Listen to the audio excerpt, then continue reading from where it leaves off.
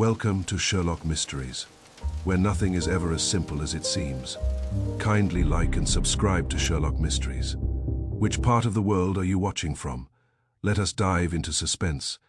Chapter, I Fee the Corridor of Black. Prince, it was near midnight when Inspector Lestrade arrived at Baker Street, his boots carrying the damp of a restless London fog. The gas lamps along the street had burned low in their globes, casting halos of jaundiced light that dissolved into the shifting vapor. Mrs. Hudson admitted him with visible reluctance, for she had long ago formed the opinion that nothing wholesome followed a late visit from Scotland Yard. A was seated opposite Holmes before the fire, engaged in the agreeable idleness of observing him conduct a chemical experiment upon a scrap of fabric, when the bell announced our visitor. Holmes did not look up at once. He completed the adjustment of his retort stand, noted something upon a slip of paper, and only then raised his gaze with that expression of calm expectancy which never failed to unsettle those who bore him news. "Inspector," said he, inclining his head slightly, "the hour suggests urgency." Lestrade removed his gloves with brisk impatience. His face, narrow and pale, bore the strain of something he could not reconcile. He declined Mrs. Hudson's offer of refreshment and stood upon the hearthrug, as though reluctant to sit while the facts remained disordered in his mind. "I have come from Surrey," he began. "Blackwood Hall. You may have heard of the family." Holmes gave the faintest nod. "Old landed wealth. Coal interests in the north. If I recall correctly, a younger branch settled in Surrey some 40 years ago." Lestrade's brows rose. "You are correct. The present master, Mr. Adrian Blackwood, was found dead this evening in the upper corridor of the house. There are circumstances which—" He hesitated. "Circumstances which defy explanation." Holmes steepled his fingers and closed his eyes, as though adjusting himself to receive a complex symphony. "Pray proceed." "The body lay in the long corridor outside the family gallery. The carpet is of a pale Persian weave, cream almost white. Upon it were visible a series of footprints composed of black coal dust. They began at an open window at the far end of the corridor and proceeded in a straight line to where Mr. Blackwood lay. There they ceased." "Ceased," Holmes repeated quietly. "There were no prints leading away," said Lestrade. "None returning to the window, none branching toward any door. The corridor runs the length of the house, with bedrooms on either side, but the prints were singular and uninterrupted. They ended at the body." Holmes's eyes opened fully now, their grey depths suddenly keen. "And the deceased?" Mr. Blackwood lay upon his back. No sign of struggle, no wound that we can readily perceive his face. Lestrade paused again. His face bore an expression of surprise, recognition perhaps, not fear. At least not of the ordinary kind. Holmes rose at once and crossed to the mantelpiece, where he took down his pipe, but did not light it. "The window," he said. "You describe it as open-forced. Number merely unlatched. The night was cold, but not severe. The sill showed traces of coal dust as well, and outside, a gravel path leading to the garden. The ground was damp from the fog, but no clear impressions could be found. There are servants in the house, of course, and the family physician has been summoned. Death appears to have occurred within the hour before discovery." "Who discovered the body?" "Miss Eleanor Blackwood, the deceased's niece. She had retired early with a headache, she says. On descending for a book she had left in the gallery, she came upon her uncle lying there. Her cousin, Mr. Edward Blackwood, was among the first to answer the alarm." Holmes paced slowly across the room, his head inclined, his long fingers tapping lightly against his chin. "Footprints that do not return," he murmured. "That is not an escape. It is a declaration." Lestrade stared at him. "A declaration of what?" "Of intent," said Holmes softly.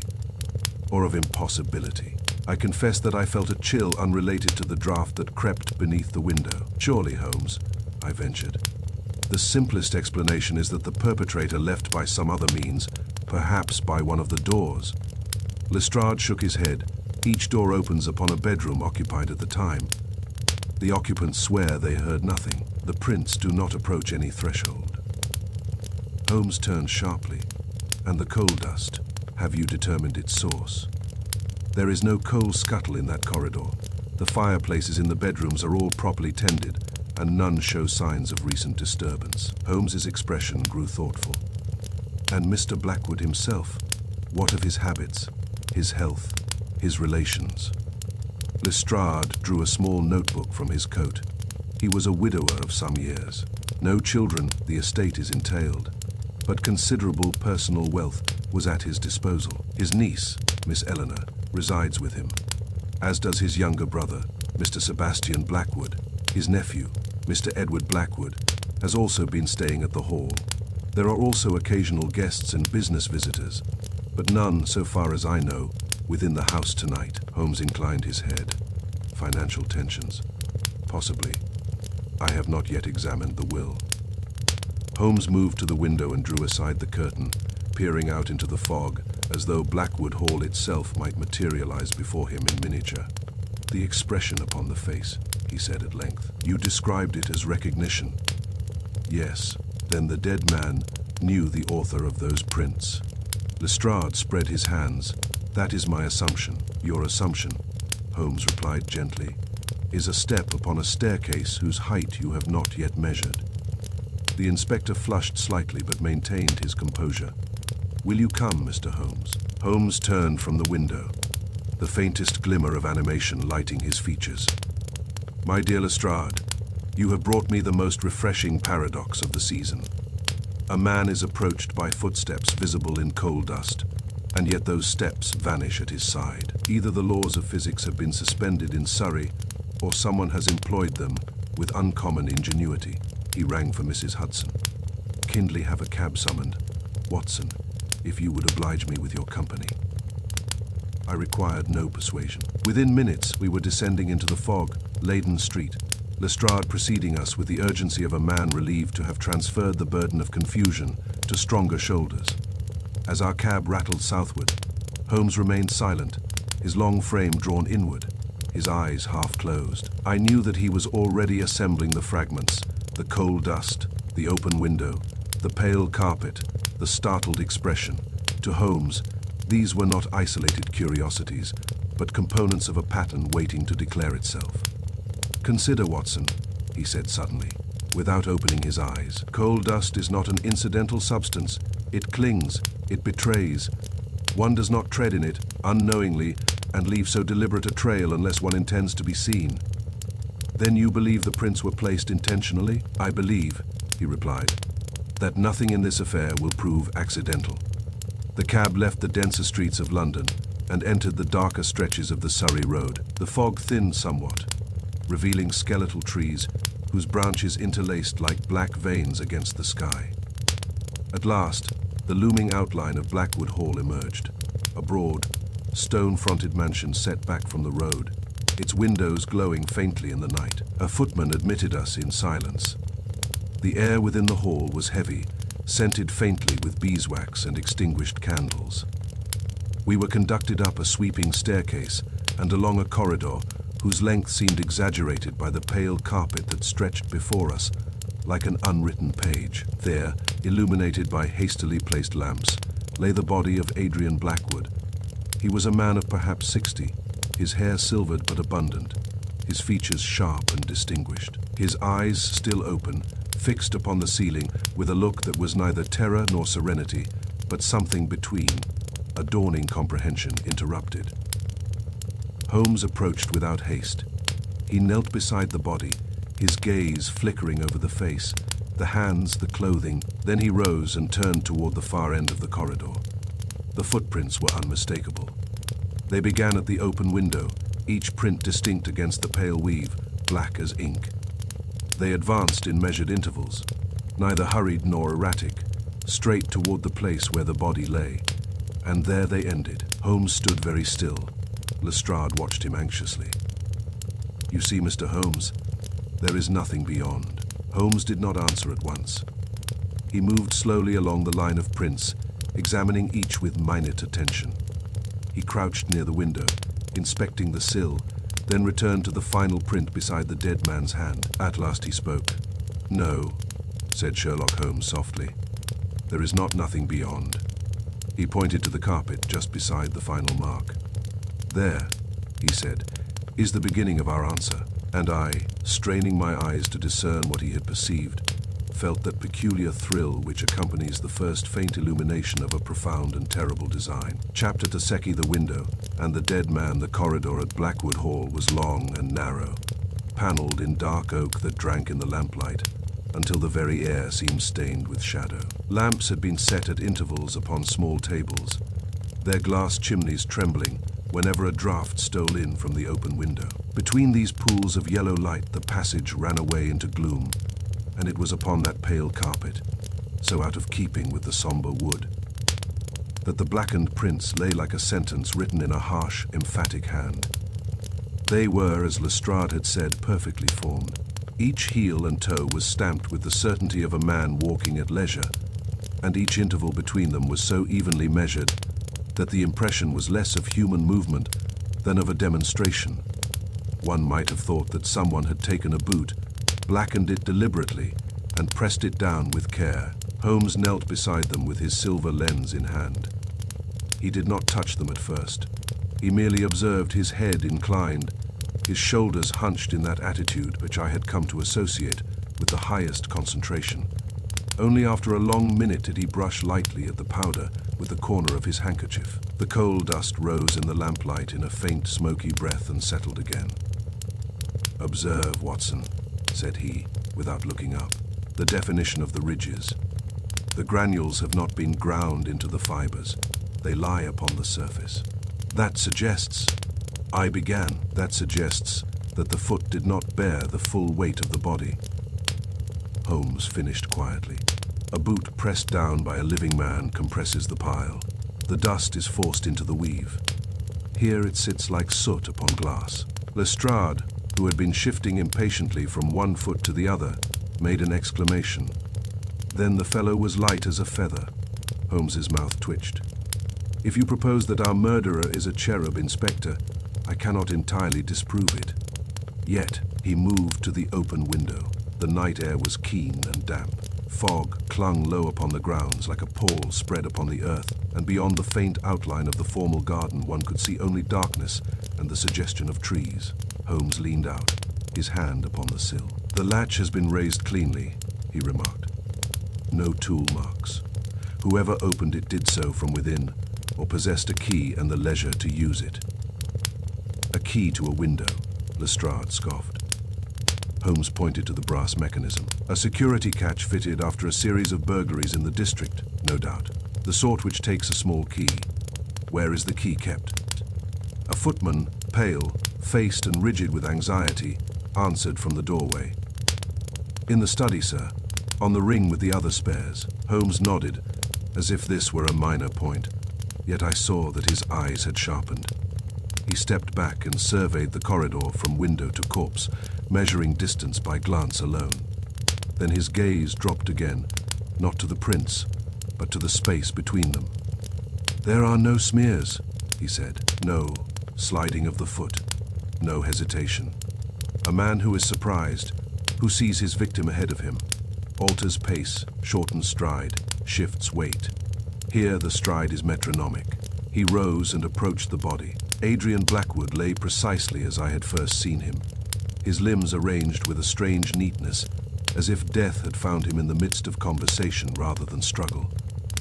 His clothes were of good cut and quality, and his waistcoat was fastened with a watch, chain of dull gold. There was no obvious wound, no stain of blood. His hands lay open, palms upward, in an attitude almost questioning. Holmes bent close, bringing his face within inches of the dead man's. "Recognition," he murmured. "Yes, not terror, not even outrage. Look at the set of the mouth." He had only time enough to understand, not time enough to react. I could not help but glance again at the black footprints and feel that the very floor conspired in some theatrical effect. They seemed too bold for the work of a cautious criminal and too orderly for the work of a frantic one. Holmes's fingers moved over the collar and the lapels with the delicacy of a musician touching a violin string. He lifted one eyelid, then the other, and finally took up the dead man's hand. At the wrist he paused. There, half hidden by the cuff, was a narrow red line. "Lestrade," Holmes said. "Your surgeon has been remiss." Lestrade stepped forward quickly. "What is it?" Holmes drew back the cuff. A thin mark circled the wrist, as though a cord had once been drawn tight around it. "A ligature?" I suggested. "A restraint," said Holmes, "but look closely. It is not bruised deeply. It was not tied by force. It was placed and removed." Lestrade stared. "But why restrain a man and then leave him lying in a corridor?" Holmes did not answer. He straightened and walked once more to the window. He examined the sill again, then dropped to one knee and peered at the underside. "You said the grass below showed no disturbance," he remarked. "It does not," Lestrade replied. "The gardener swore to it. We have looked with lanterns." "Bring the gardener here," said Holmes. In a few moments the man was produced, a stooped fellow with a weathered face and hands cracked from labor. He removed his cap and held it in his fingers, shifting uneasily under Holmes's gaze. "You walked the grounds before retiring?" Holmes asked. "Yes, sir," the man answered hoarsely. "Every night. Mr. Blackwood liked the place orderly. I make a round garden, stables, the lake path. No one was about, no broken hedge, no gate unlatched." Holmes nodded slowly. "You saw nothing at all beneath this window?" "No, sir, only the fog." Holmes's eyes narrowed. "Do you know the height from this sill to the ground?" The gardener frowned. 10 foot, perhaps more. It drops to the gravel path by the rose beds." Holmes leaned out again, and I leaned beside him. The ground below, pale with mist, seemed indeed undisturbed. No trampled grass, no scuffed gravel. Holmes drew back and rubbed his chin. "A man who enters by that window must descend," he said. "A man who leaves by that window must ascend. Either action performed by a living body leaves evidence below, however slight. Yet there is none." Lestrade threw out his hands. "Exactly. That is what I have been telling you." Holmes glanced at him with mild amusement. "You have been telling me what you see. That is useful. Now permit me to tell you what you do not see." He crouched by the first footprint nearest the window. With his lens he inspected its edge, then turned slightly so that the lamplight fell across it at an angle. "Watson," said he, "do you observe the outline of the sole?" I bent close. The print was clear enough. A broad heel, a square toe, the ridges of the leather faintly visible in the coal dust. "Yes," said I, "it is the mark of a boot. It is the mark of a boot." Holmes agreed. "But it is not the mark of a footstep." He indicated the very edge of the print. "See how sharp it is. A real step blurs at the boundary. Fibers of the carpet are displaced. Here, the dust is laid down like paint upon a stencil." Lestrade's eyes widened. "You mean someone stamped them?" "Stamped them," Holmes repeated, "or placed them by an artificial means. These prints were not made by a fleeing man, they were placed." A silence fell. Even the servants at the doorway seemed to lean forward, as though the words had confirmed some half-formed dread. "But why?" Lestrade demanded. "Why go to such pains?" Holmes rose, dusted his knee, and looked down at Adrian Blackwood's face. "To mislead," he said simply, "to declare a message, or to conceal what truly occurred." He turned to the footman. "Where is Miss Eleanor Blackwood?" "In her room, sir," the man replied. "She has been quite overcome, and Mr. Sebastian Blackwood." "In the study with Dr. Hargreaves." Holmes's eyes flickered at the mention of the doctor. "We shall see them presently. First, Lestrade, has anyone in this house a reason to fear coal dust?" Lestrade blinked. "Coal dust." Holmes's gaze swept the corridor. A wealthy Surrey hall, carefully kept. "Coal dust is not native to this upper passage. It must be brought from the fireplaces," Lestrade said. "Or from a man," Holmes replied, "who carries it in his very profession." He moved toward the nearest bedroom door and listened briefly, then tried the handle locked. He smiled faintly. A house full of locked doors, an open window with no trace beneath it, and footsteps that are not footsteps. He turned to me. "Watson, when a man manufactures evidence, it is generally because the truth is both simpler and more damning than any fiction. "And what is the truth here?" I asked. Holmes's expression grew grave. "That," said he, "is precisely what the dead man seems to have recognized." He knelt again beside the final print, the one that ended nearest Blackwood's hand. With the lens he examined the fibers of the carpet just beyond it, the patch of pale weave that appeared undisturbed to any ordinary glance. Then he pointed to something so slight that I had missed it entirely, a faint, narrow disturbance, as though the carpet's pile had been pressed in a line no wider than a pencil. "A drag," said Holmes softly. "Or the trail of a cord, not a footprint, something else. Something that moved over the carpet rather than upon it." Lestrade stared. "Dragged, but we would have seen it." "You did see it," said Holmes. "You simply did not know what it meant." He rose, his coat hanging loosely from his shoulders, and his eyes shone with that cold brightness which always preceded his most decisive moves. "Now," said he, "let us speak with the living. For in this house, Inspector, the dead man has left us very little, save the assurance that he recognized his fate, and that someone wished us to believe in a phantom who walks in coal." With that, he strode down the corridor toward the study, leaving behind him the black prints, still stark, still deliberate, but now stripped of some of their unnatural power by the simple fact that Holmes had named them for what they were, an artifice. And yet, as I followed, I could not shake the feeling that we had only peeled back the first layer of a design far older and far darker than coal dust on a pale carpet. Chapter 3, Fey Coal, Not of the Hearth We Found. The study in a condition of strained order, as though the room itself were attempting to maintain propriety while the house around it trembled. A fire burned low in the grate, and the lamplight fell upon leather, bound volumes, hunting prints, and the polished surface of a great desk upon which a decanter of port stood untouched. Two men rose as we entered, one tall and spare, with a narrow face and a mouth set in habitual disapproval, the other stout, grey-moustached, and carrying the air of professional composure which a physician adopts when he wishes to reassure both himself and his company. "Mr. Holmes," said Lestrade, by way of introduction, "Dr. Hargreaves, and Mr. Sebastian Blackwood." Sebastian Blackwood's eyes fixed at once upon Holmes with the guarded intensity of a man accustomed to the scrutiny of others, and determined, in turn, to measure his examiner. He could not have been more than 55, yet there was something prematurely withered in him. About the temples, the eyelids, the very posture of his shoulders, as if he had spent years straining against some private constraint. "I have heard of you," he said, in a voice that made courtesy sound like obligation. "I wish, sir, that your skill had not been required under my roof."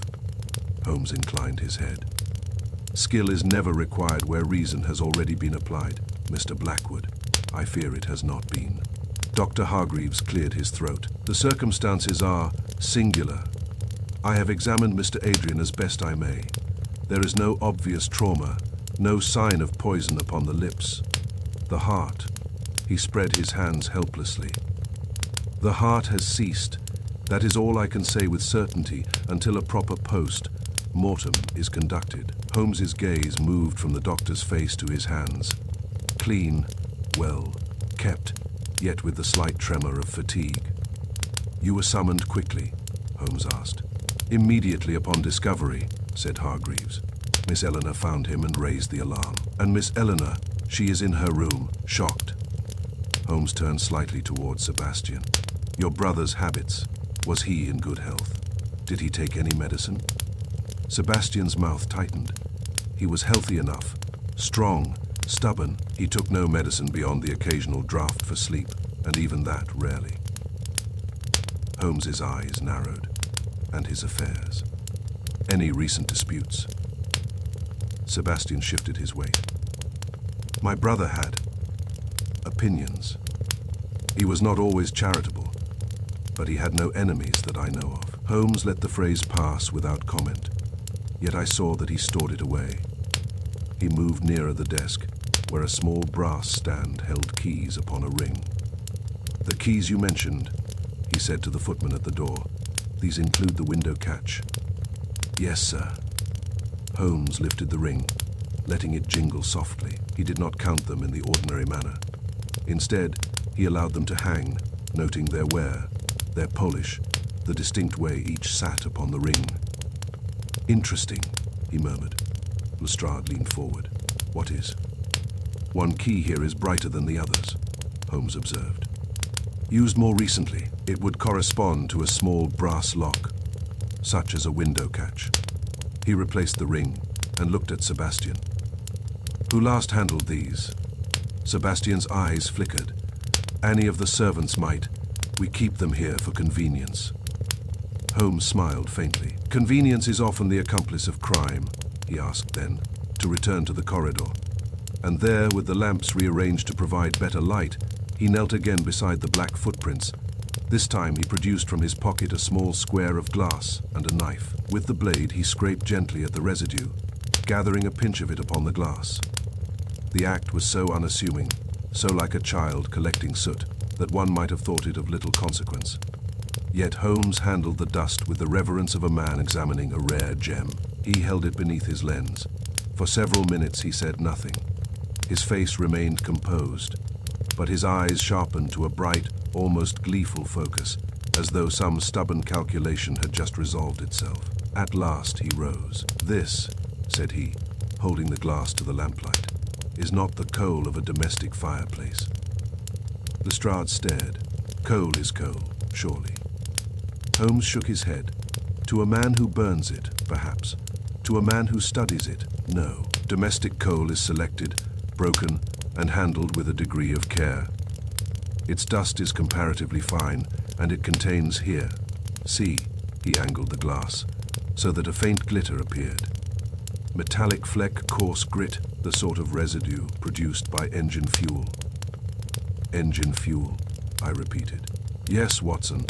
The coal used in locomotive tenders is of a different grade, harder, dirtier, and mixed with impurities. It leaves a dust which clings and sparkles under light due to mineral inclusions. This dust has the character of railway coal." Lestrade looked from the dust to the corridor, and his face changed from incredulity to something nearer alarm. "But there is no railway here," he protested. "No siding, no engines. The nearest station is nearly a mile distant."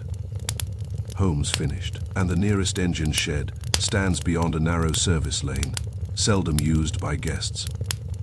Lestrade's eyes widened. "How in God's name?"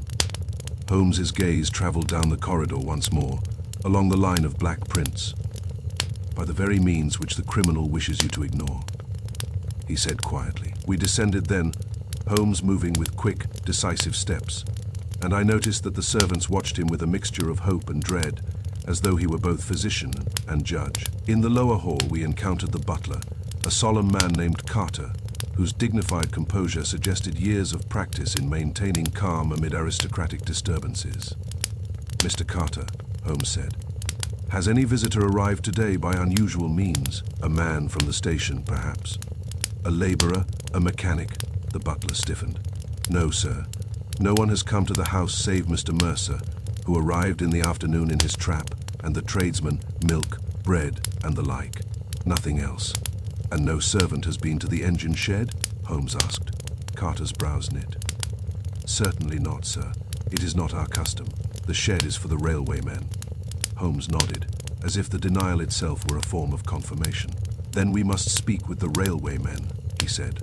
Lestrade bristled. "You mean to imply that someone came from the shed to this window, stamped a trail of coal, dust prints in the corridor, and then vanished?" Holmes's expression grew almost indulgent. "I imply nothing, Inspector. I state that the coal is of engine fuel. That fact exists, regardless of your preference." We walked out into the grounds. The fog had thinned to a low, drifting veil, and the formal garden appeared in ghostly fragments. Hedges, statues, the pale curve of a gravel path. The open window above stared down like a dark eye. Holmes crouched at the base of the wall where the path ran beneath it. He held his lantern low and examined the gravel with meticulous care. For a time, I saw nothing but damp stones and fallen leaves. Then Holmes's hand shot out. He lifted something between finger and thumb. It was a tiny black fragment, no larger than a pinhead, which crumbled when pressed. "Rail coal," he said softly. "And here," he shifted his lantern a few inches. "A scuff, not much, but enough." Lestrade bent near. "That could be anything." Holmes looked up, and his eyes were bright with quiet triumph. "It could, Inspector, if there were nothing else. But in a garden as carefully kept as this, a single scuff is an admission." He rose and moved along the wall, pausing now and then to inspect the stonework. At last he stopped at a point where ivy had been trained carefully across the masonry. He pulled the ivy aside, a length of rope, dark, damp, and hastily concealed, hung down, its fibers frayed where it had rubbed against stone. Lestrade gave an exclamation and seized it. "So he did climb." Holmes shook his head. Summoning climbed. "But note, the rope is damp along its entire length. It has been outside for some time, not merely lowered tonight. It has absorbed the fog. It is not a fresh improvisation. It is part of a plan." He followed the rope upward with his gaze. "It led to the window, the beginning," Holmes murmured. "What beginning?" I asked. He did not answer at once. He drew the rope down and examined its lower end. There was a knot, neat, practiced, the sort used by sailors or men accustomed to securing loads. Holmes's face became intent. A railway man ties knots. So does a sailor. So does anyone trained. But this. He turned the knot slightly. "This is a particular habit, a double turn that prevents slipping under strain. I have seen it among men who work with heavy couplings." Holmes smiled faintly. "I can tell more from a knot than most men can tell from a confession." We returned indoors, and Holmes requested that the servants gather in the hall. There were 6 Carter the butler, 2 footmen, the cook, the housemaid, and the gardener. Each looked as though he feared his own shadow might accuse him. Holmes addressed them quietly. "Someone among you has visited the engine shed," he said.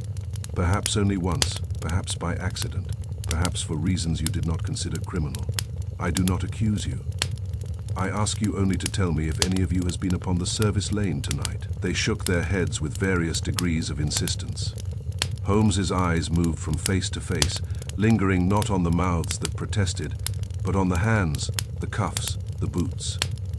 Then he stepped forward and took the gardener's wrist gently, lifting it to the light. Under the cuff, upon the skin, was a faint dark smear, as though coal dust had been half washed away. The gardener's face went ashen. "Ah," said Holmes softly, "we have found our first honest clue." The man stammered. It was not me, sir. I went only to fetch." "To fetch what?" Holmes asked, his tone mild. The gardener swallowed. "A parcel," he whispered, "left by the railway men, a thing Mr. Adrian ordered. He said it was to be kept secret, for fear of family quarrel. I brought it up by the service lane at dusk. It was flat, sir, like papers in a wrapping board. I did not know what was in it. I swear it." Sebastian Blackwood, who had appeared in the doorway at some point, stepped forward sharply. "Secret parcels." "What are you saying?" "Adrian told me nothing of this." Holmes's eyes flickered to him precisely. "And secrecy, Mr. Blackwood, is rarely maintained without cost." He dismissed the servants and drew me aside near the foot of the staircase. "The prints are a narrative," he said in a low voice. "They begin at the window to suggest entry. They end at the corpse to suggest guilt. But they omit the true beginning and the true end." "What is the true beginning?" I asked. Holmes's gaze went up the staircase, toward that dark corridor where the coal prints waited like an accusation. "The true beginning," said he, "is not in the corridor at all. It is in the engine shed a mile away, where someone acquired the dust, the rope, and the means to make a man's death look like an impossibility. And the true end." Holmes's lips tightened. "The true end will be found wherever Adrian Blackwood intended that secret parcel to go, had he lived long enough to use it." At that moment, Lestrade returned, his face drawn. "I have had word from the station master," he said. A man was seen on the service lane tonight. A tall fellow in a dark coat. He spoke with one of the drivers at the shed, then walked away toward the woods. Holmes's eyes brightened as if indeed some curtain had shifted slightly upon a stage. "Then," said he, "we are no longer chasing a phantom in coal dust. We are chasing a man in flesh, and he has already set his next scene." Chapter 4. Faye. The rear gate dawn came unwillingly to Blackwood Hall. The fog did not lift so much as thin, as though the night had merely paled and the world, chastened, had agreed to look upon itself again. A faint light seeped across the lawns, silvering the hedges and touching the wet leaves, until each one glittered like tarnished coin. The house stood somber and watchful, its windows dark save for one or two where anxious servants moved like shadows behind curtains. Holmes had not slept. I had dozed in a chair in the library for an hour at most, my mind restless with the unnatural image of those cold, black prints upon the pale carpet. When I found him, he was already in the hall, fastening his coat and taking up his cane, his features composed and keen as if the night had been no more than an interruption. "The ground will speak now," he said to me. "In darkness it lies, in morning it confesses." Lestrade, bleary, eyed and irritable from lack of rest, joined us with a constable in attendance. Sebastian Blackwood had withdrawn to his rooms, leaving the house to its hushed routine of shock and whispers. Of Miss Eleanor, we saw nothing. Dr. Hargreaves, after a final examination, had departed to arrange the formalities which death demanded. We stepped out into the damp morning and made our way around the rear of the house. Here the grounds were less ornamental and more practical. Kitchen gardens, stacked firewood, a small shed for tools. A narrow path ran toward a low stone wall where ivy grew thickly, and in that wall was set a small iron gate. It was a modest thing, scarcely more than 5 feet in height, intended, so one might suppose, for tradesmen and gardeners rather than guests. Its hinges bore a faint bloom of rust. Yet, as Holmes approached, he did so with the air of a man coming upon the true center of the maze. The gate stood closed but not locked. Holmes crouched at once, his long coat brushing the wet grass, and examined the earth at its base. The ground here was soft from fog and recent damp, a dark loam pressed with scattered gravel. At first glance it seemed undisturbed. Holmes's eyes, however, narrowed.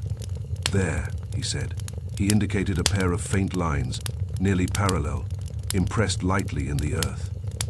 They ran from the gate inward toward the house, disappearing beneath the edge of the path where the stones began. Lestrade leaned over his shoulder. "Wheel marks, precisely," said Holmes. The lines were narrow, no broader than a man's little finger, and they carried with them the slight telltale ridging of a wheel that had rolled through mud. Between them, barely visible, were irregular indentations, marks of a man's boots, but not deeply planted. Holmes rose and followed the lines with measured steps. He did not hurry.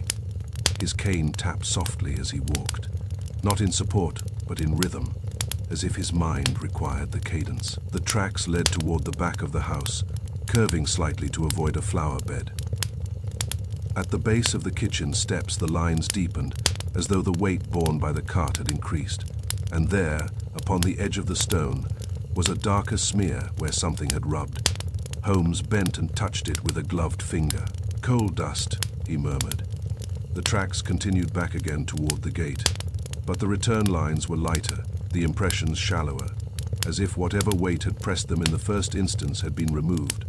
Lestrade straightened with a frown. A cart came in, then went out. Holmes nodded. A handcart, small wheels. Not a barrow used in gardening, for those leave a broader, irregular impression. "This is the sort of cart used for parcels, or for men."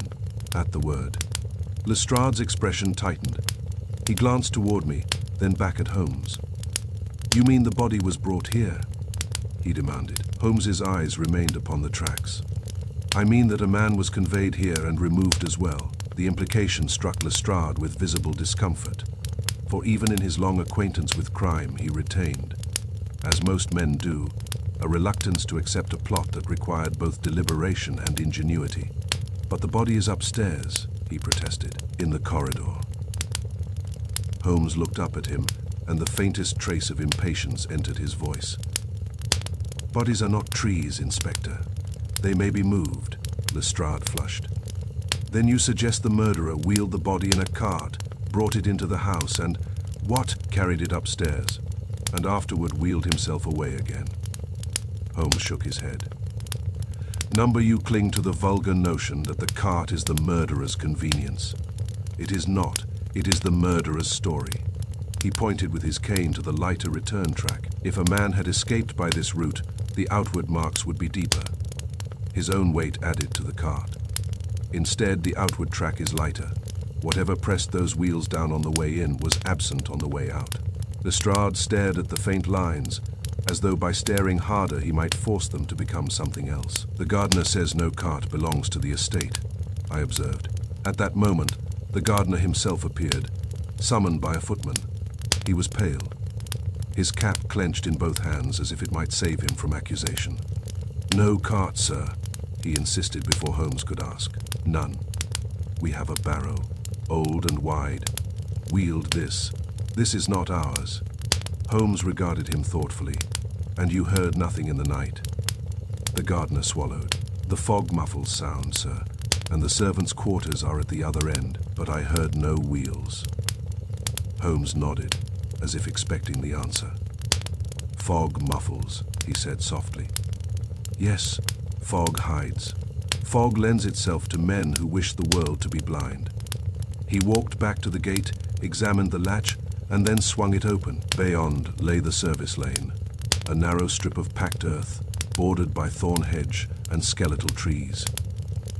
It ran toward the distant railway line, which we could not see but could sense by the faint metallic tang in the air, and far off, the low moan of a whistle.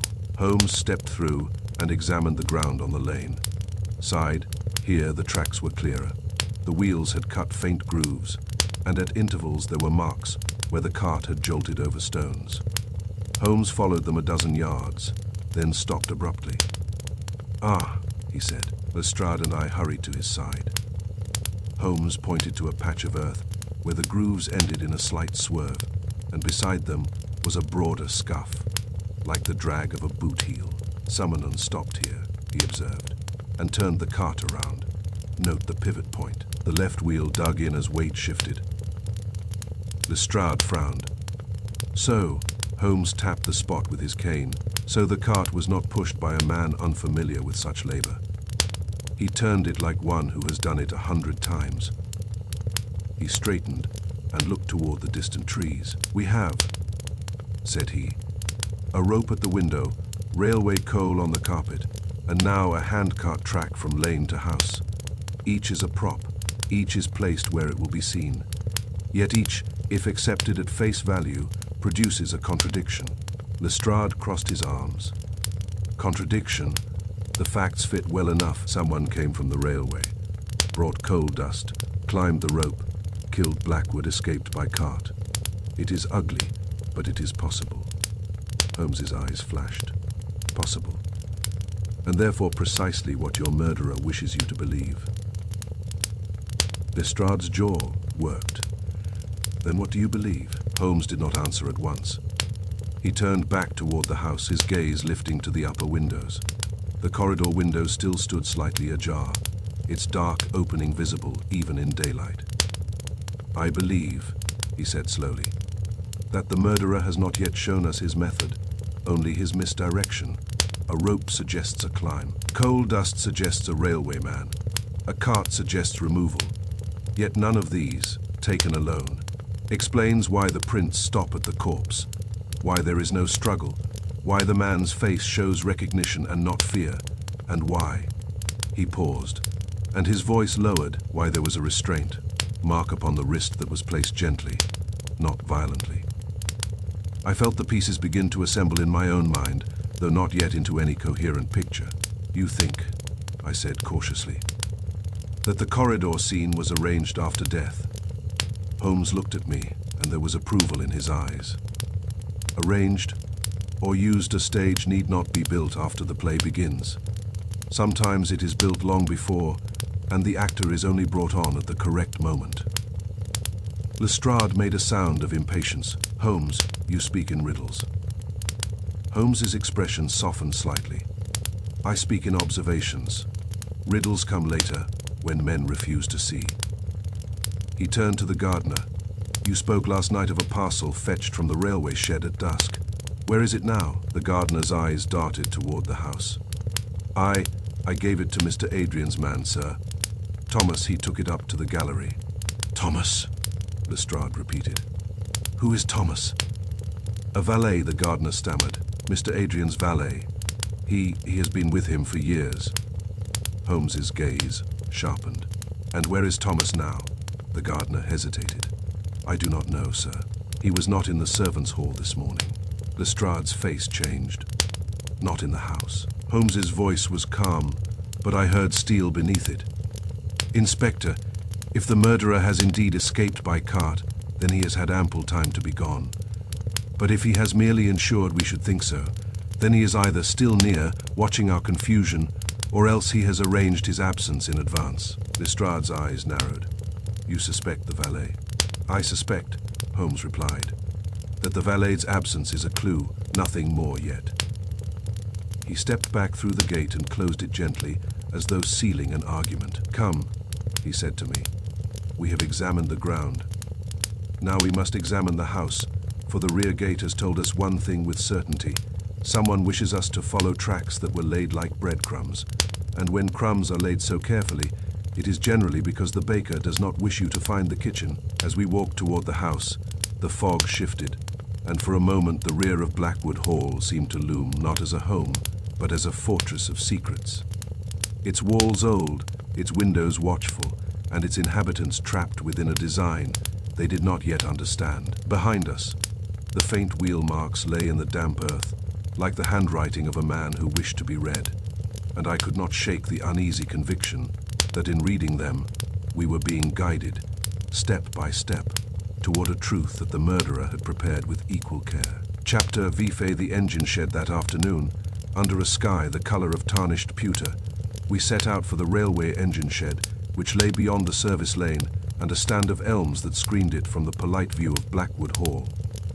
The path was narrow and seldom trodden by visitors of refinement. Its surface bore the hardened ruts of trade rather than the neat gravel of the estate drives, and the air grew perceptibly harsher as we approached, tinged with smoke and iron. The shed itself was a long, low structure of brick and corrugated roofing, from whose open mouth issued the metallic clang of tools and the faint hiss of cooling steam.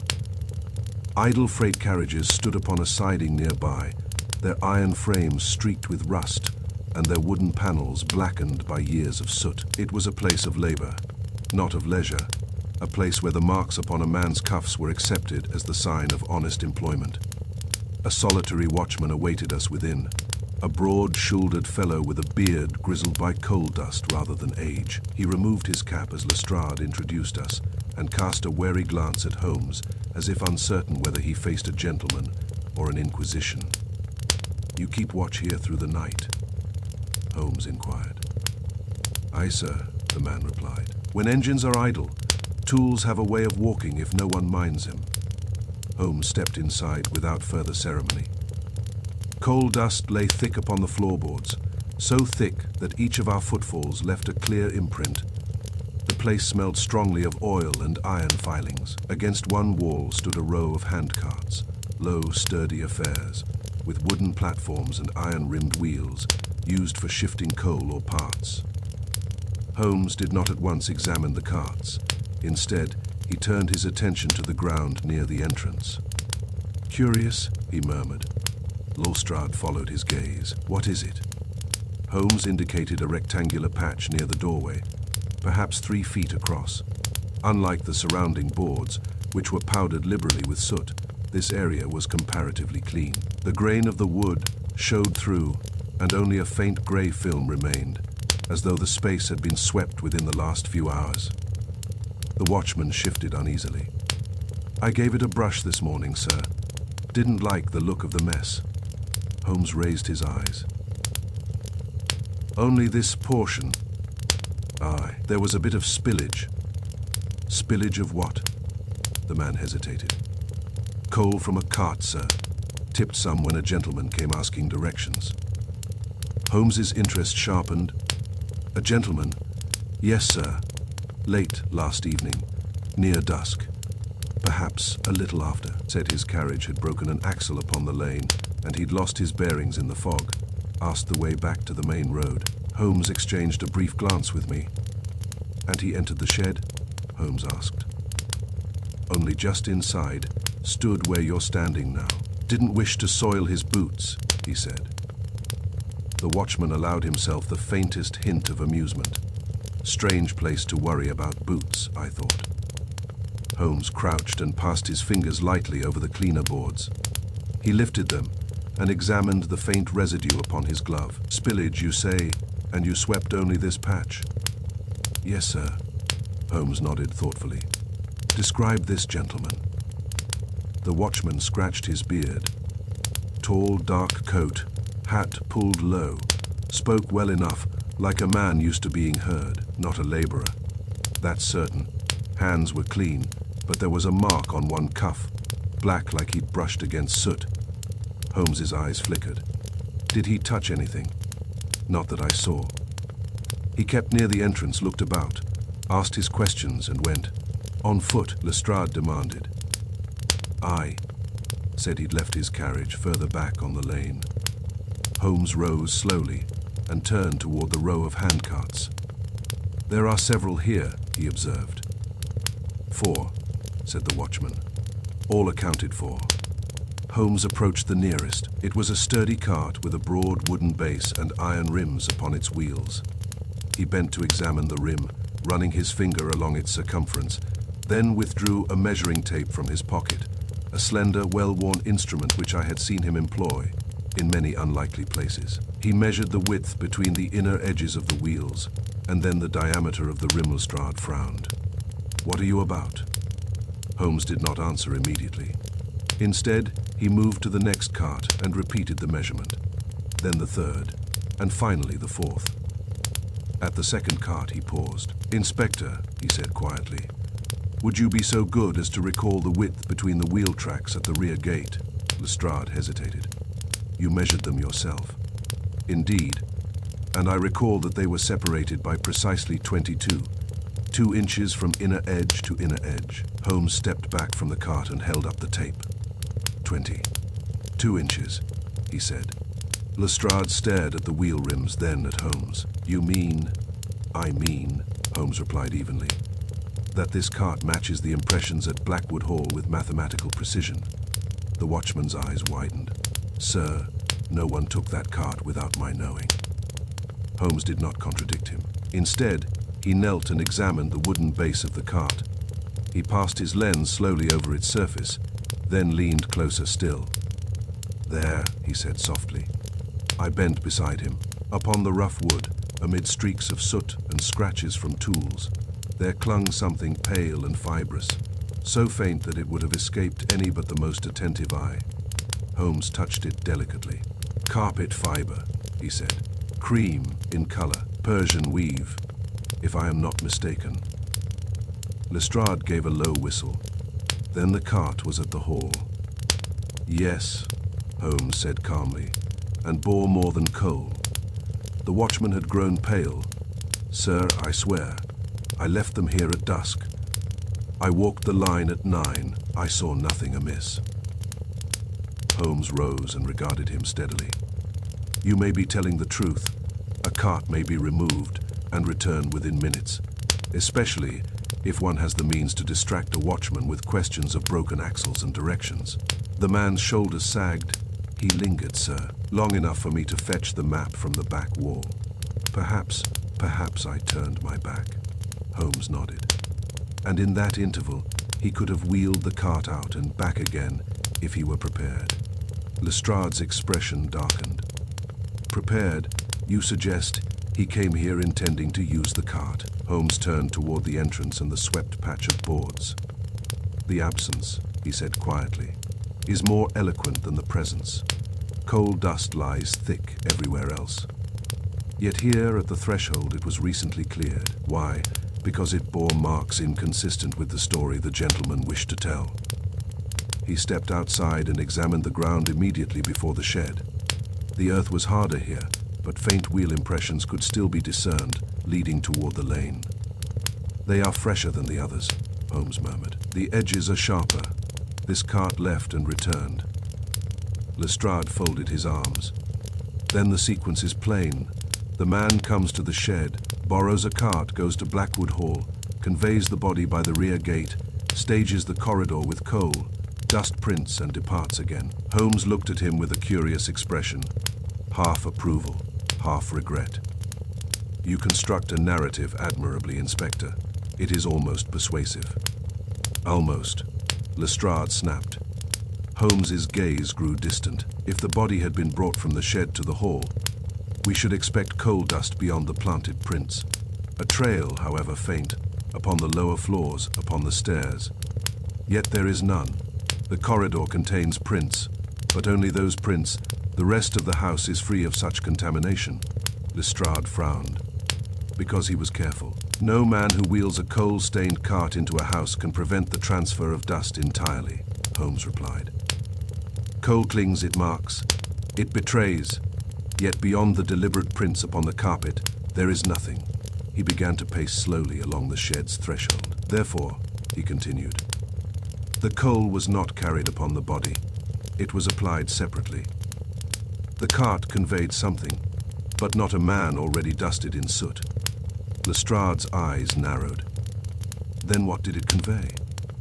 Holmes stopped and looked back toward the row of carts. "A body may travel silently," he remarked, "when borne upon wheels instead of shoulders. But the silence is not the point. The sequence is." He returned to the swept patch of floor and stood upon it as though reenacting the previous evening. "Our gentleman arrives.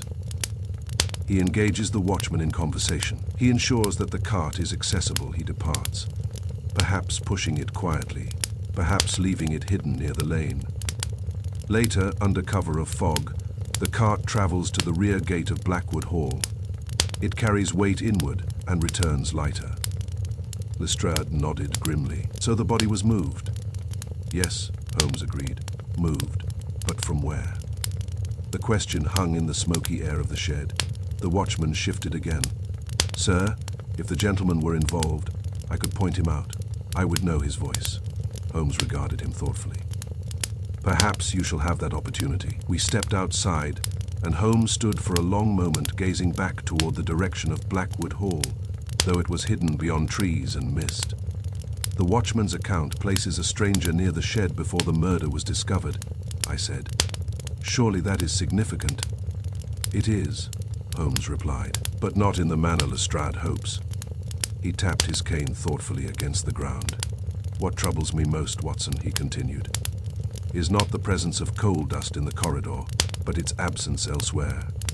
The prints are immaculate, evenly spaced, perfectly black, yet there is no stray particle beyond their borders, no accidental scatter." "You mean they were applied after the carpet was cleared?" "Precisely. The corridor floor beyond the prints is untouched. Had a man walked there in coal-stained boots, there would be variance, imperfection. Instead, we have precision." He turned to Lestrade. "Inspector, the prints were not made by a man walking from the window to the corpse. They were made by a man standing beside the corpse." Lestrade stared. "Standing beside, with a boot already blackened." Holmes finished. "Press down in sequence. The narrative begins at the window because that is where he chose to begin it. But the act itself, the death, occurred elsewhere. I felt the implications settle heavily upon me. "You believe," I said slowly, "that Adrian Blackwood was killed in another room?" Holmes's eyes gleamed. "I believe, Watson, that he was killed in a place far more intimate than a corridor, and that he was brought, by cart and rope and calculation, to a stage prepared for him." The wind stirred faintly through the trees, carrying with it the distant rumble of an engine upon the line. "And when we discover," Holmes added softly, "where he truly met his end, we shall discover who wished us to think he died in that long oak corridor beneath the accusing gaze of coal." Chapter VC. The Silent Household. The drawing room of Blackwood Hall was a chamber designed for civility, Pale silk walls adorned with pastoral scenes, gilded mirrors, reflecting the mild light of morning, and chairs arranged in conversational clusters that suggested ease and leisure. Yet no room could preserve such illusions in the presence of sudden death. The air itself seemed strained, as though even the furniture had drawn inward in apprehension. Holmes requested that every resident of the house assemble there. Lestrade complied with visible impatience, for he preferred interrogation in narrower quarters, where a suspect might feel the press of proximity. Holmes, however, had his own method. He liked to see his players together, to observe not merely their answers, but their silences, their glances, the involuntary tightening of a jaw, or the sudden stillness of a hand. They stood or sat in uneasy formation before us. Mr. Julian Mercer, the distant cousin of whom Lestrade had spoken, had departed for town the previous afternoon, and was therefore absent from the house. Sebastian Blackwood occupied a high-backed chair near the fireplace, his thin hands clasped tightly upon its carved arms. The housekeeper, Mrs. Wilton, trembled visibly, her lace handkerchief knotted between her fingers. Carter the butler maintained his rigid posture, though his eyes rarely lifted from the carpet. The two footmen stood side by side like pale sentinels. Miss Eleanor Blackwood, pale but composed, sat slightly apart, her dark hair drawn simply back, her expression one of grief restrained by dignity. And beside the mantel, upright and self-contained, stood Edward Blackwood, the nephew. He was perhaps 28 or 30, a man of fine features and carefully arranged morning attire. His coat was of excellent cut. His boots shone with the polish of deliberate care. His pallor might have been attributed to shock, yet there was in his bearing a composure that bordered upon calculation. Holmes entered the room with unhurried grace and took a position where he could command a full view of every face. He clasped his hands behind his back and allowed the silence to stretch, just long enough to unsettle. "Ladies and gentlemen," he began softly, "I ask only for clarity. Grief may remain undisturbed. It is the facts that concern me." His gaze drifted first to Sebastian. "Mr. Blackwood, your brother was in the habit of retiring late." Sebastian inclined his head stiffly. He seldom slept before midnight. "He walked the upper corridor when troubled in mind." "Troubled in mind," Holmes repeated. "He had business concerns," Sebastian said shortly. He found exercise conducive to thought. Holmes turned to Miss Eleanor. "And you, Miss Blackwood? You retired early last night." She met his eyes steadily. "I had a headache. I went to my room at 10:30, and heard nothing thereafter." "Nothing?" Holmes inclined his head, as though the answer satisfied him, though I knew it did not. He addressed the butler next. "Mr. Carter, was the household secured as usual?" "Yes, sir, doors locked at 11, windows fastened, save for the upper corridor window, which I believed secured. I cannot say when it was opened." Holmes's expression did not change. "And no one heard movement, a cart footsteps?" There was a murmur of denial. The footmen shook their heads, the housekeeper dabbed her eyes. Holmes allowed his gaze to drift toward Edward Blackwood. "You, sir," he said mildly, "were the first to observe the open window." Edward's chin lifted slightly. "Yes, I rose early and passed along the corridor. I noticed the window ajar and found my uncle there." His voice faltered convincingly upon the last word. Holmes regarded him with quiet interest. "At what hour was this?" "Shortly before 7. "And you touched nothing?" Edward hesitated only a fraction. "Nothing, save to confirm that he was beyond aid." Holmes nodded. "Your uncle was accustomed to pacing the corridor, you say. Did he do so alone?" "Always." "And yet," Holmes continued gently, "there was no sound of struggle." Edward spread his hands. "If there was one, I did not hear it." Holmes paced slowly across the carpet, his steps soundless. "It is curious," he said conversationally, "that a man so accustomed to the house should admit a stranger without raising alarm. Stranger prints appear from the window to his side, yet he shows recognition, not fear." Sebastian shifted in his chair. You think he knew the man? I think, Holmes replied, that he knew something. A faint tightening passed over Edward's mouth. Holmes's eyes dropped briefly, only briefly, to the young man's boots. They were immaculate. The leather gleamed as though freshly attended. Not a smear, not a trace of soil clung to them. Even the edges of the soles were clean. Curious, Holmes said softly, that the murderer left no trace upon the grounds, yet took pains to soil the corridor so conspicuously. There was a pause, a breath held too long. Edward's expression altered for the smallest fraction of a second. It was no more than a flicker, a tightening at the corner of the eye, a faint contraction of the jaw. Yet to Holmes, it was as conspicuous as a shout. Alstrad, missing the nuance, pressed forward. Mr. Edward Blackwood, he said sharply, you walked the corridor at 7. Did you observe any marks upon the carpet then? Edward turned to him with measured calm. Yes, the black footprints were already there, and you did not step upon them. Number Holmes interposed gently. You walked beside them. I did. Holmes smiled faintly. Your boots are remarkably well kept for a man who has trodden a corridor bearing coal dust. Edward's eyes flicked downward involuntarily. I am particular about my appearance, he said evenly. Even in distress. Commendable, Holmes replied. He turned abruptly to the housekeeper. Mrs. Wilton, who last cleaned the upper corridor. Yesterday afternoon, sir. It was spotless. And no one has swept it since. No, sir. Holmes clasped his hands again behind his back. Then we must assume, he said, that the prints were placed after the corridor was cleaned and before the body was discovered. Sebastian leaned forward. Placed? You mean they were false? Holmes's eyes flickered to him. I mean precisely what I say. A ripple of unease passed through the room. Edward spoke at last, his tone controlled but edged. You imply that someone within this house staged the scene. Holmes met his gaze directly. I imply nothing.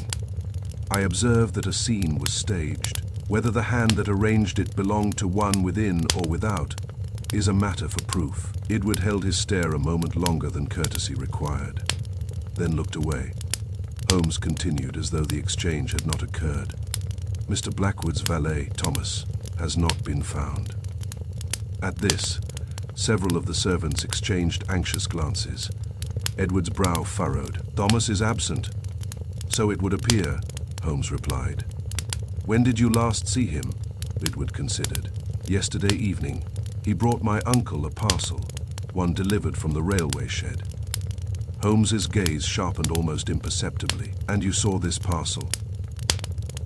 Number only that he carried something wrapped in brown paper. Did your uncle seem pleased? Edward hesitated. He seemed determined. Holmes inclined his head, storing the word. Sebastian spoke suddenly, his voice strained.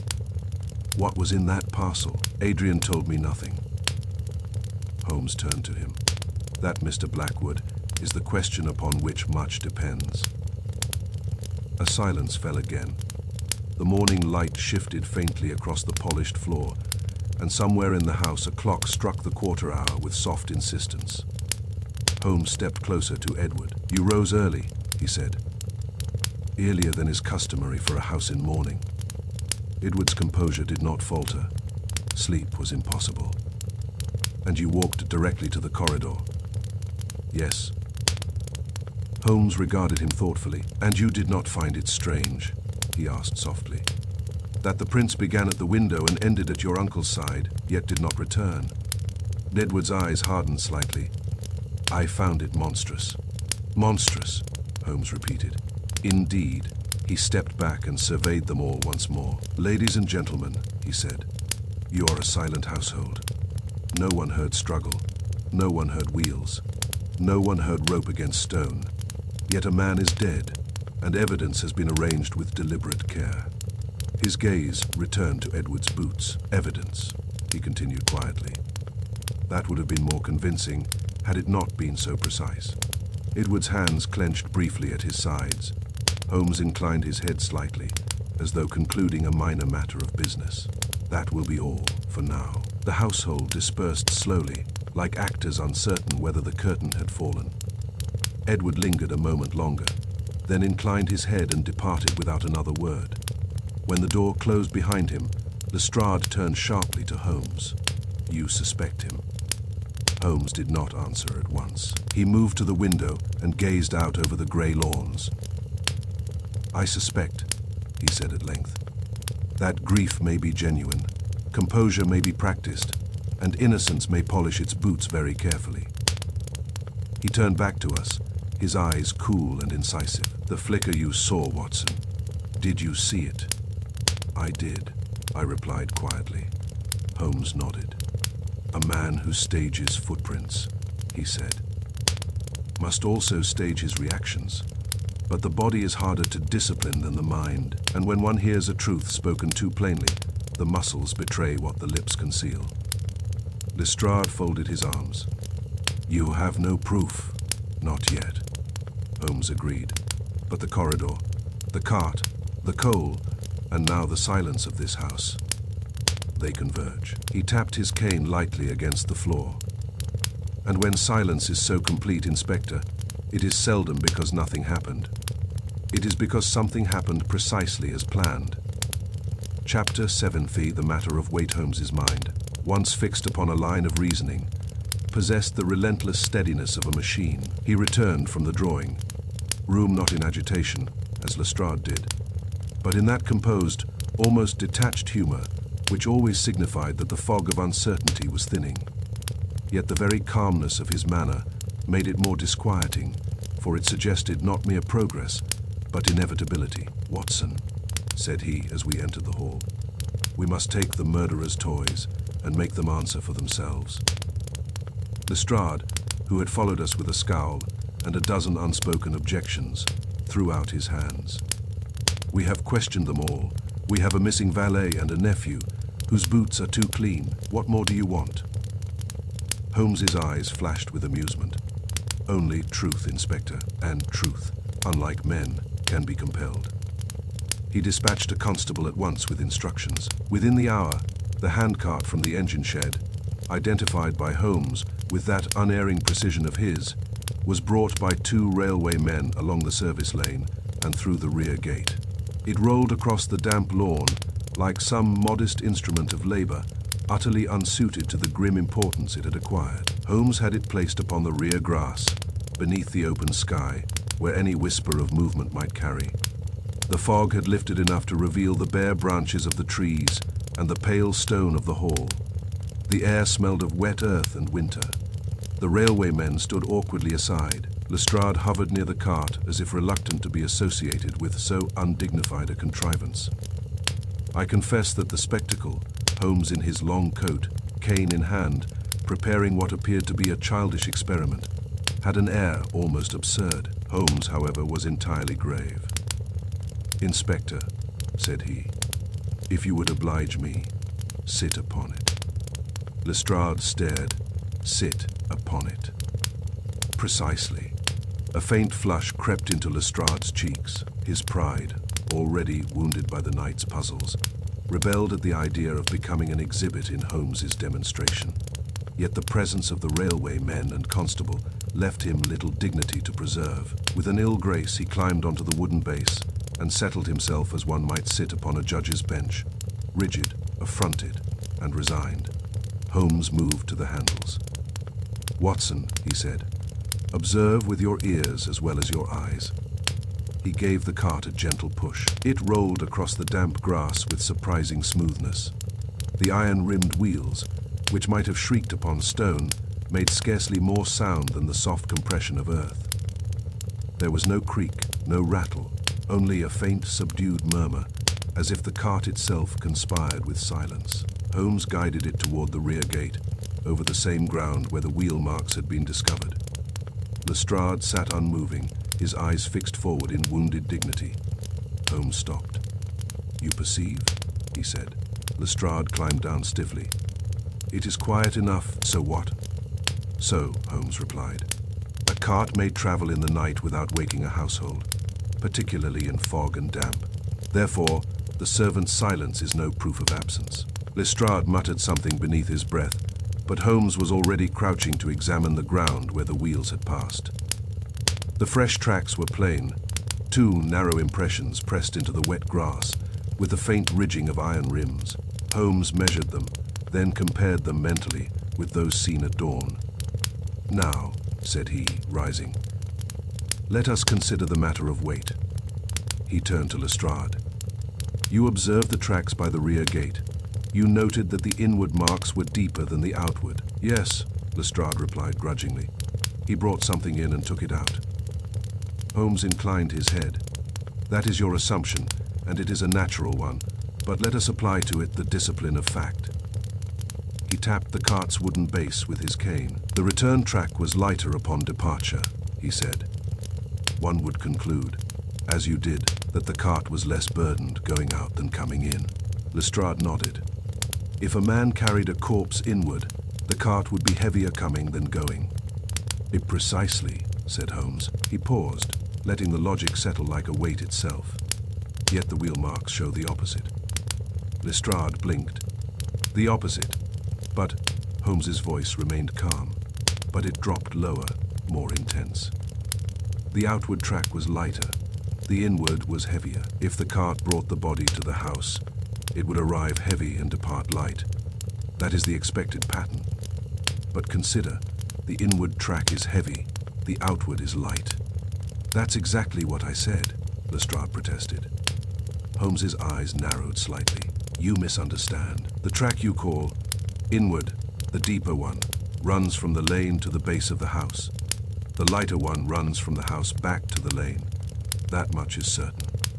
"Yes, and yet," Holmes continued, "the cart was not brought to the house and then removed empty, because the corridor scene suggests the body was discovered upstairs after the supposed intrusion.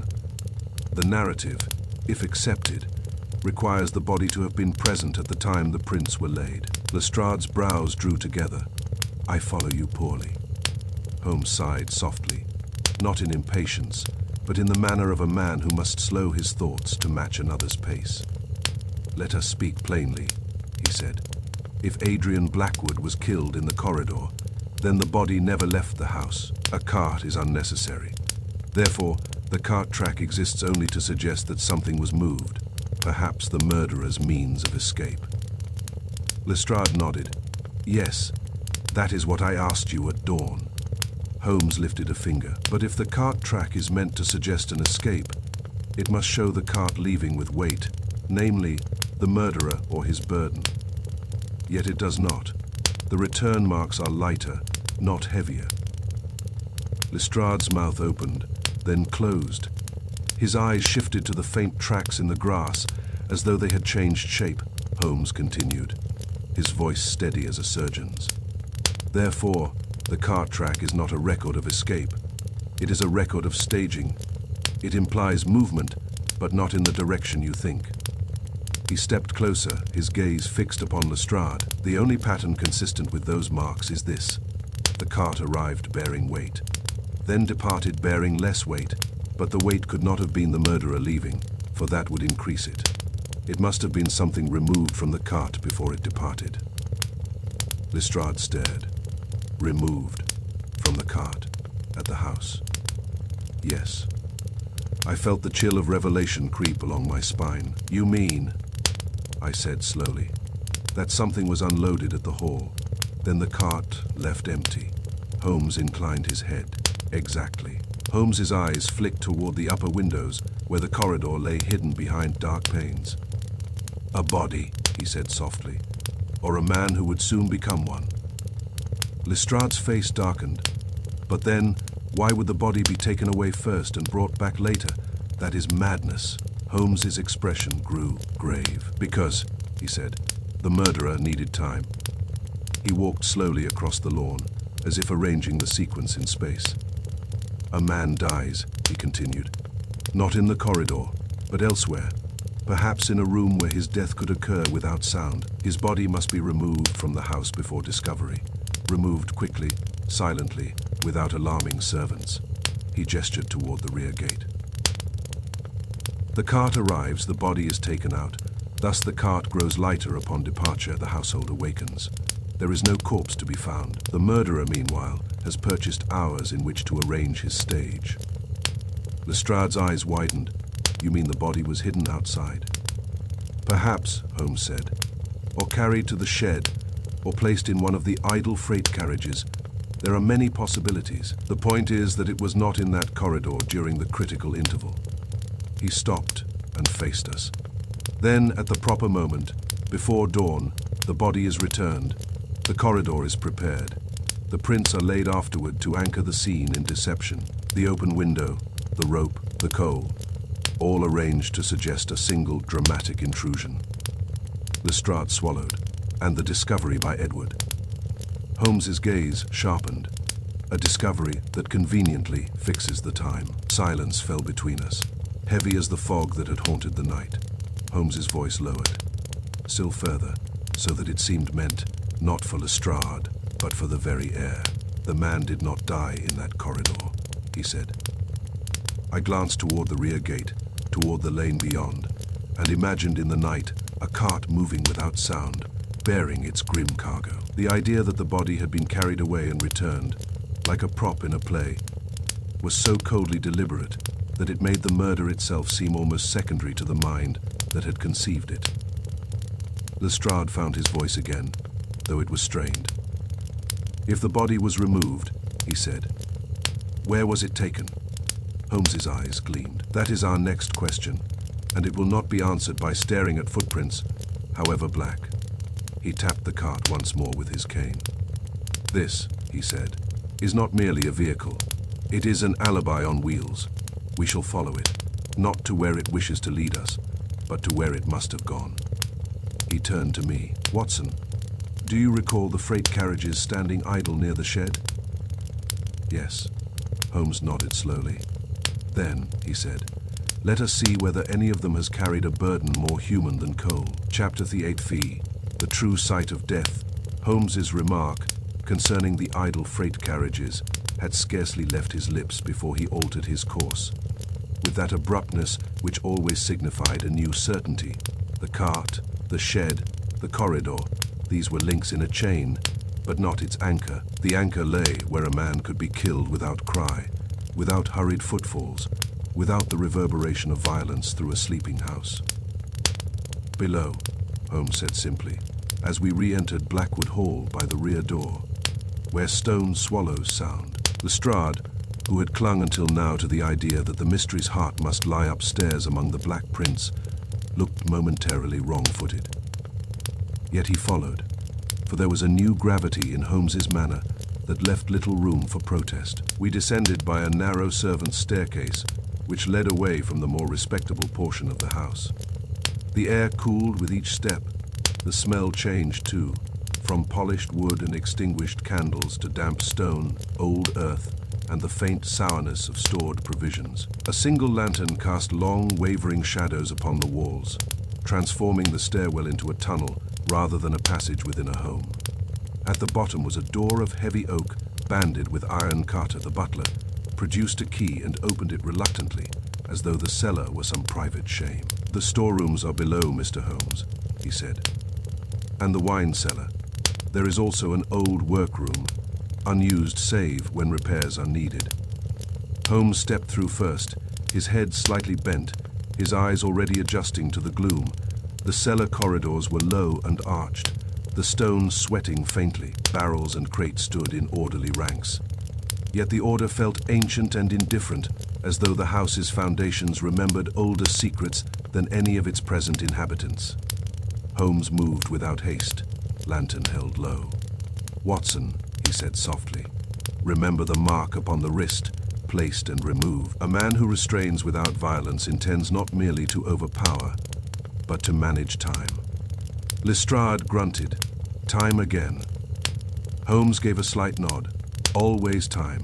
The murderer did not need strength so much as minutes. We reached a small chamber at the far end, an old workroom, as Carter had said. It contained a stout bench of dark wood, a few rusted tools hung upon pegs, and a shelf where bottles and jars stood beneath a film of dust. The room smelled strongly of oil and damp timber. Holmes paused at the threshold. "This place," he murmured, "has not been disturbed often." He stepped inside, and his lantern light swept across the bench. At first, I saw nothing more than the clutter of neglect. Then Holmes knelt and held the lantern closer. Upon the bench's dark grain, there were faint, irregular smears, so slight that they might have been mere stains of old work. Holmes produced his lens and examined them with minute care. "Blood," he said quietly. Lestrade leaned in sharply. "Blood, there's hardly any." "Hardly any," Holmes agreed, "because it has been wiped, but not perfectly. The wood absorbed what it could, and here," he scraped lightly with the edge of his knife, collecting the tiniest residue. Coal dust mingled with it. I felt a coldness settle in my stomach, for the combination was too eloquent. The railway coal, the hidden room, the scarcely visible blood. Holmes straightened and glanced around the chamber. On the floor, partly beneath the bench, lay a broken decanter. Its glass shards glittered dully in the lantern light. The smell of spilled spirit still lingered faintly. Holmes lifted a shard carefully and examined its edge. "Port," he observed. "Or brandy. Something fine, not the drink of servants." Lestrade's brows furrowed. "You think Blackwood came down here to drink?" Holmes shook his head. "To confront." He moved to the corner, where a small stool sat pushed back from the bench. A faint scuff mark on the stone floor suggested it had been shifted recently. "A man sits here," Holmes said, "to talk quietly, to avoid the ears of a house. If Mr. Adrian had something to say, something not meant for his brother or niece, it would be said here. He likely descended late," Holmes continued, "as was his habit, after midnight, when the household slept.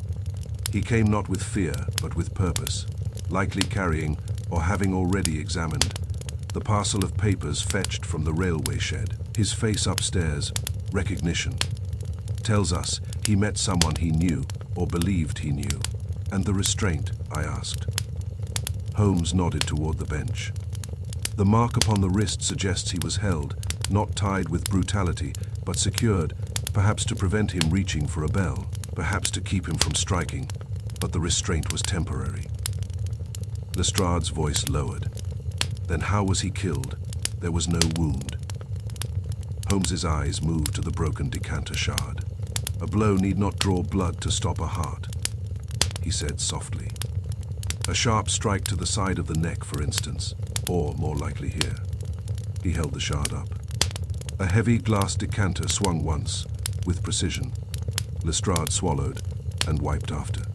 "Yes, and the body removed quickly before anyone stumbled upon it." Holmes moved toward the cellar corridor again, retracing the path with his lantern, as if mapping the murderer's route.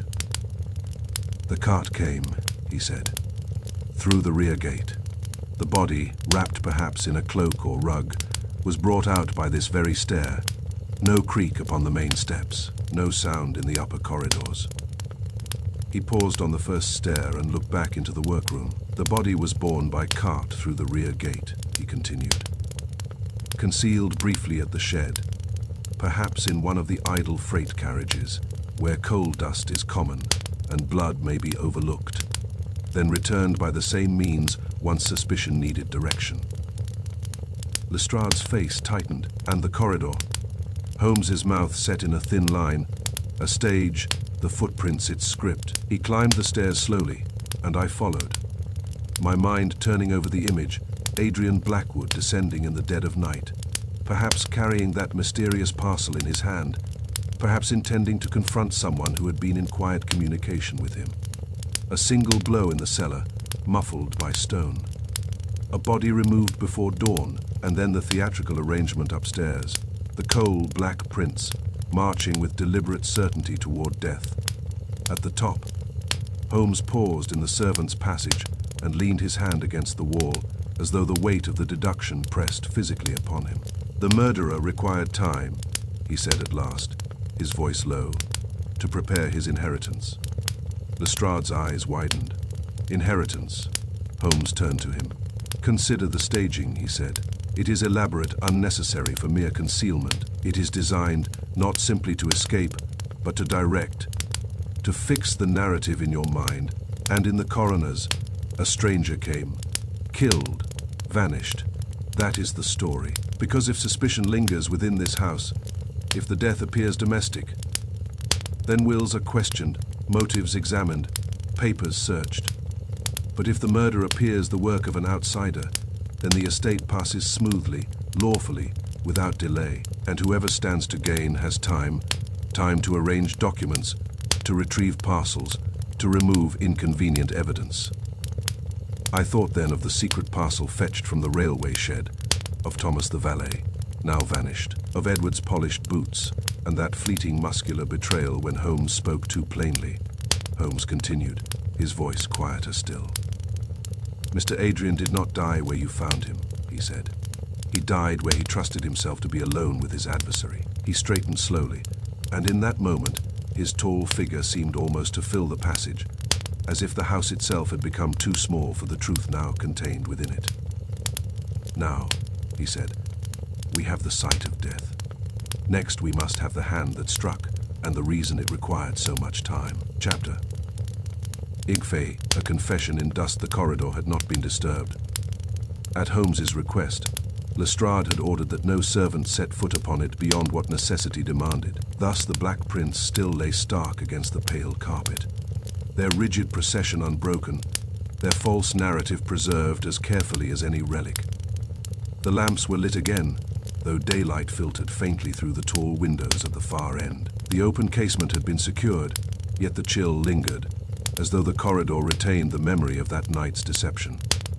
Holmes stood at the window, his back to us, while Lestrade dispatched a constable to fetch Edward Blackwood. When the young man entered, he did so with composed reluctance. His attire remained impeccable, his boots shone as before. Yet there was a tautness in his expression that had not been present earlier, a fatigue beneath the eyes, a watchfulness sharpened by uncertainty. "You wish to see me, Mr. Holmes?" he asked evenly. Holmes turned slowly. "Yes," he said, "here. It seems fitting." Edward's gaze flicked once toward the body's former position, then settled upon Holmes.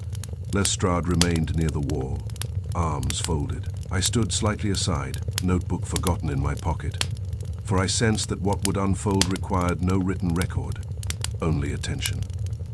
Holmes walked to the first of the black prints near the window and knelt. "These," he said softly, "are very fine examples of intention." Edward's voice remained controlled. "They are the murderers." Holmes glanced up, a faint smile touching his lips. "No," he said, "they are yours." The words hung in the air like a struck bell. Edward did not start.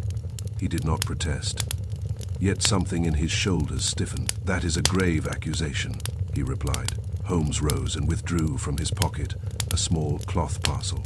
From it he produced a single boot, dark leather, its sole broad and square-toed. "I took the liberty," Holmes continued calmly, "of borrowing one of your boots from your dressing room this afternoon. I trust you will forgive the intrusion."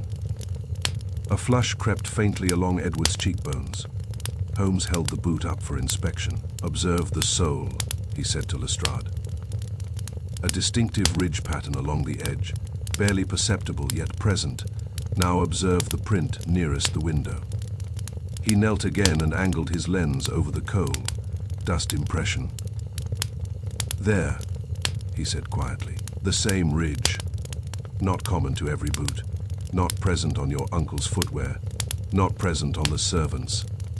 Lestrade bent forward, and I saw the dawning comprehension in his eyes. Edward's lips parted slightly, but he remained silent. Holmes continued in an almost conversational tone. "I have also visited the engine shed. As you know, I found there a handcart whose wheel rims matched the tracks at your rear gate precisely. Upon its wooden base clung fibers, cream-colored, Persian weave, identical to those of this corridor carpet." Edward's composure faltered, if only by a fraction. His hand moved unconsciously to his sleeve. "You cannot prove those fibers came from here," he said. Holmes inclined his head. "On the contrary, I can.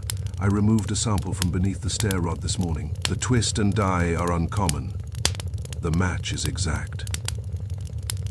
He stepped closer, lowering his voice.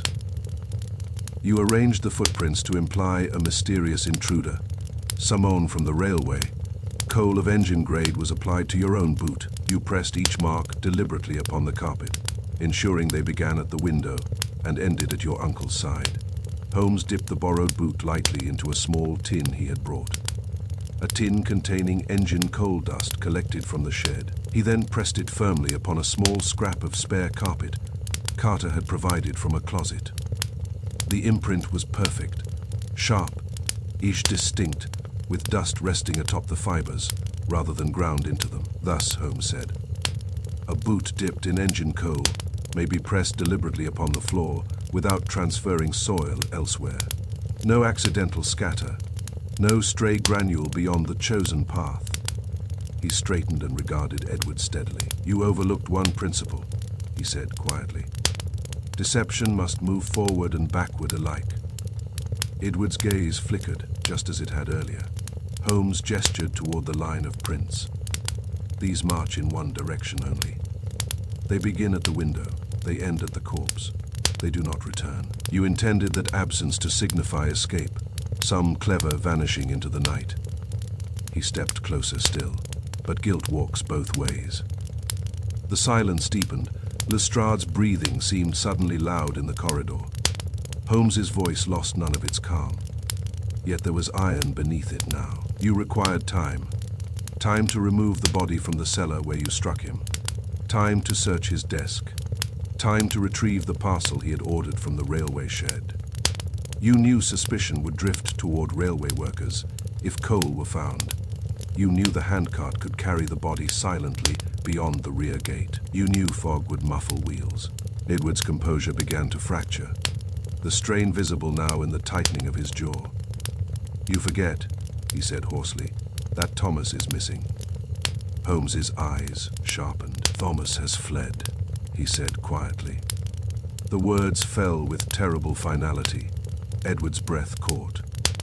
He assisted you in removing the body, Holmes continued. Perhaps unwittingly at first, perhaps under instruction, but once he understood what had occurred, he became a liability, and you could no longer trust his silence. You gave him money and sent him away before dawn, trusting that fear would keep him silent.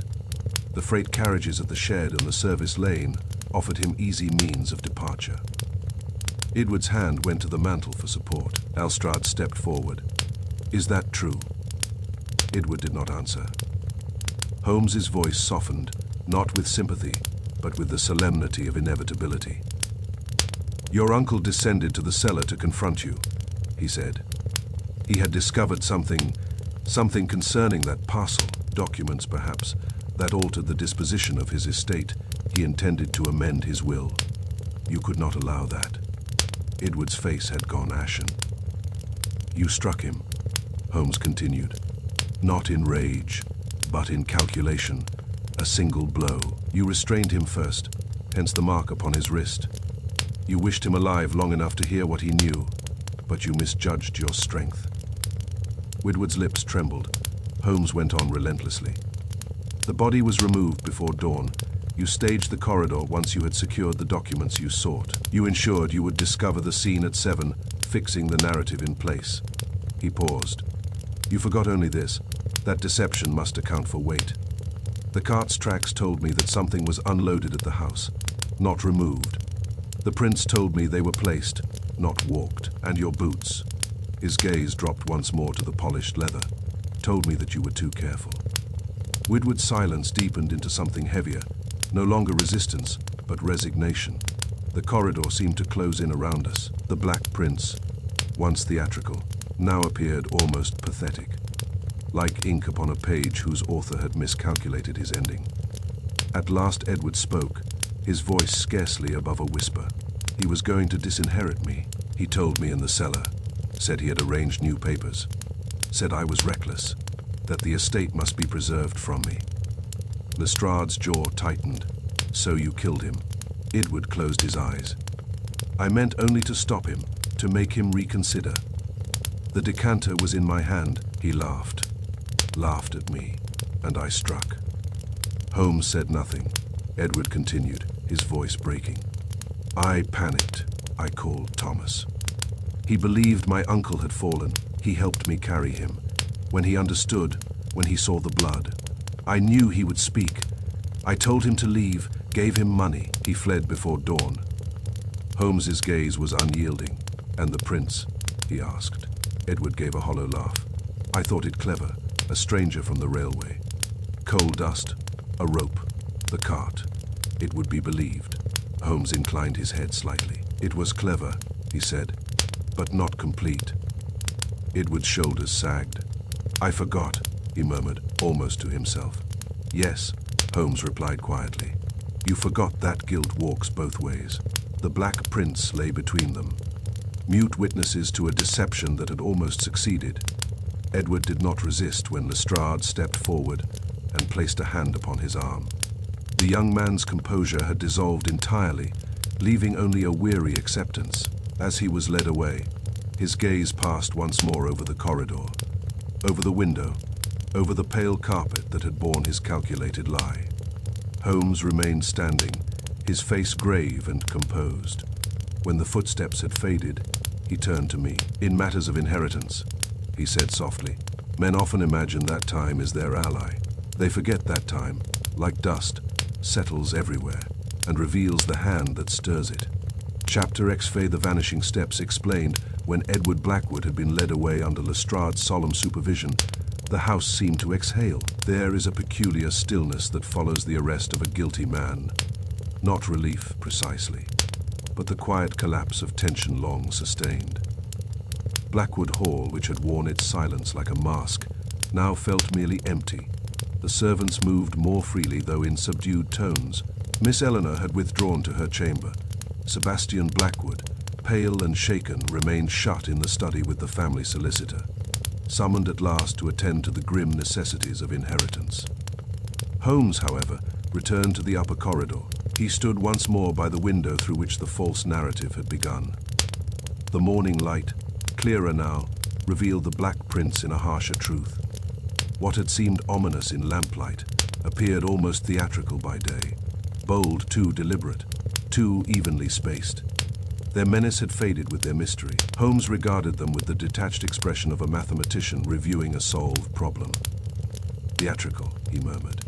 "Yes, that is the word."